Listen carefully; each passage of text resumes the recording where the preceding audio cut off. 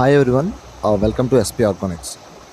ఈరోజు మనం స్పిర్లినా అంటే ఏంటి, దాన్ని ఏ సెక్టర్లో ఉపయోగిస్తారు అనేది మనం ఈ వీడియోలో చూద్దాం. స్పిర్లినా అనేది ఒక బ్లూ గ్రీన్ ఆల్గే. ఇది ఫ్రెష్ వాటర్లోను సాల్ట్ వాటర్లోనూ పెరుగుతుంది. దీనిలో ఉండే న్యూట్రియన్స్ వల్ల దీన్ని నేచర్ సూపర్ ఫుడ్గా పిలుస్తారు. స్పిర్లినాలో ఉండే phycocyanin, chlorophyll, vitamin B12, B complex, iron, antioxidants ఎనర్జీని బూస్ట్ చేయడంలోనూ, డీటాక్సిఫికేషన్, ఇమ్యూన్ సిస్టమ్ని బలంగా చేయడంలోనూ ఉపయోగపడుతుంది. స్పిర్లినాని మెయిన్గా రొయ్యల చెరువుల్లో ఉపయోగిస్తారు. ఇది రొయ్యలు బాగా పెరగడానికి, వెయిట్ రావడానికి, ఇమ్యూన్ సిస్టమ్ బాగా పెరగడానికి, మంచి కలర్ రావడానికి, స్ట్రెస్ తగ్గించి మోర్టాలిటీ రేట్ తగ్గడానికి, రొయ్యకు కావాల్సిన అన్ని విటమిన్స్ని, మినరల్స్ని, సప్లిమెంట్స్ని అందిస్తుంది. Poultry industry, dairy industry, aqua industry, human కన్సప్షన్లో కూడా ఉపయోగిస్తారు. ఈ స్పిర్లినా వల్ల మన బాడీకి కావాల్సిన విటమిన్స్, మినరల్స్ అనేవి దొరుకుతాయి.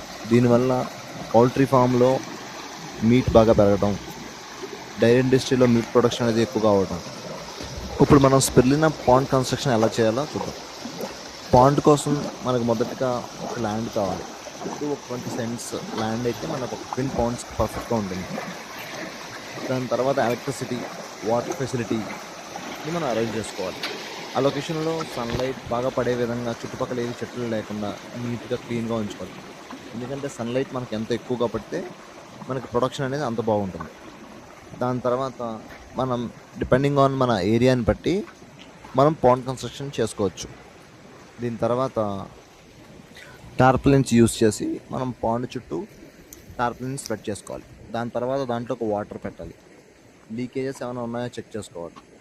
దాని తర్వాత స్పిర్లినా మదర్ కల్చర్ని పాండ్లోకి ఇంట్రడ్యూస్ చేయాలి. మనం పాండ్లోకి స్పిర్లినాని వదిలిన 20 to 25 డేస్ తర్వాత మనం స్పిర్లినాని హార్వెస్ట్ చేసుకోవచ్చు.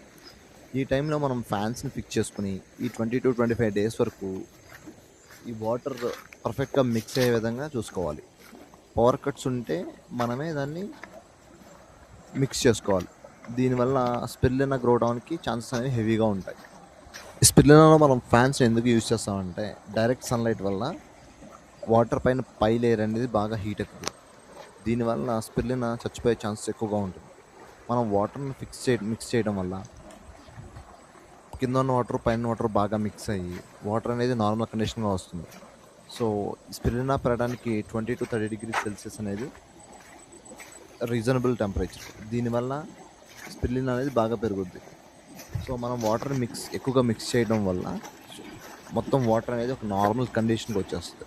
సో దీనివల్ల స్పిర్లినా ప్రొడక్షన్ అనేది మనకి ఎక్కువగా ఉంటుంది. 20 to 25 డేస్ తర్వాత మనం మార్నింగ్ ఒక లేయర్ స్పిర్లినా అనేది ఒక లేయర్గా ఫామ్ అవుతుంది పైన.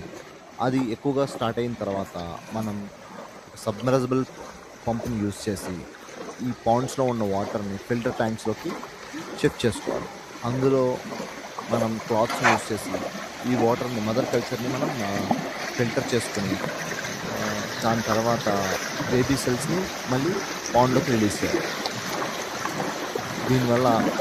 దీనివల్ల మనకి రేపు మళ్ళీ ఈ బేబీ సెల్స్ అనేవి మదర్ సెల్స్కి కన్వర్ట్ అయ్యి మనకి రేపు రెడీగా ఉంటాయి. మనం కలెక్ట్ చేసిన మదర్ కల్చర్ని న్యూడిల్స్ లాగా వేసి వాటిని ఎండబెట్టి తర్వాత వాటిని పౌడర్గా కన్వర్ట్ చేసి మనం సేల్ చేసుకోవచ్చు. మన దగ్గర వెట్ స్పిర్లినా, డ్రై స్పిర్లినా రెండు అవైలబుల్గా ఉన్నాయి. ఎవరికైనా స్పిర్లినా గురించి మోర్ ఇన్ఫర్మేషన్ కావాలంటే కింద స్పిర్లినా అని టైప్ చేయండి.